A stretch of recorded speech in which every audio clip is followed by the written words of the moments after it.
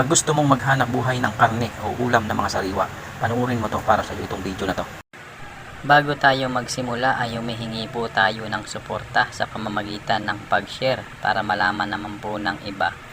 At kung hindi ka pa po nakapalo, pwede naman pong pakipindot na rin po ng palo. Maraming salamat po. Tatanggapin po natin yan ng maluwag sa ating kalooban. Malaking tulong po yan sa katulad kong nagsisimula pa lang sa pagbablog. Ako naman po ay ibabahagi ko ang aking nalalaman ng maluwag sa aking kalooban para makatulong tayo sa mga bagong pumapasok pa lang sa mundo ng pag-uulam o pagtitinda ng sariwa tulad ng karne, isda. Paano po? Magsisimula na po tayo. Sa gusto pong matuto makinig po ng mabuti. Yung ayaw naman po pwede na pong mag-scroll. Ang una po ay ang kalinisan. Iwasan po natin na sumayad sa marurumi ang ating mga karne.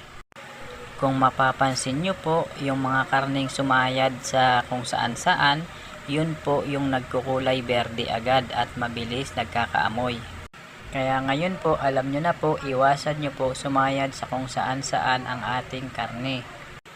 Kahit hugasan nyo pa po yan, andyan na po ang microwave yan, talagang mabilis na po masira talaga yan.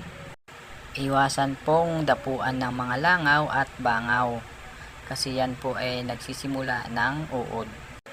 Ugaliin din po natin mag-disinfect ng lahat ng ating mga gamit hanggang sabitan. Kung kaya po na isabit natin agad ang ating mga karne, isabit natin agad para maiwasan po yung tinatawag na namiminais o mamasa-masa o maputla.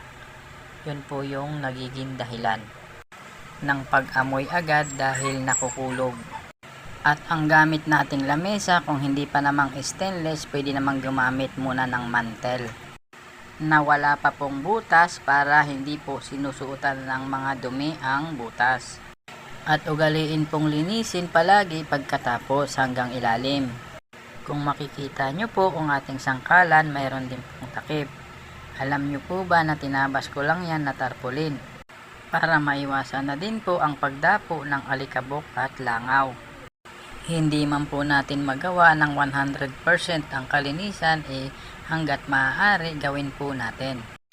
Pag ganyan po ang ginawa natin, tatagal po ang buhay ng paninda natin, tatagal na din po ang buhay ng ating business. At saka, dadami ng dadami po ang ating mga customer.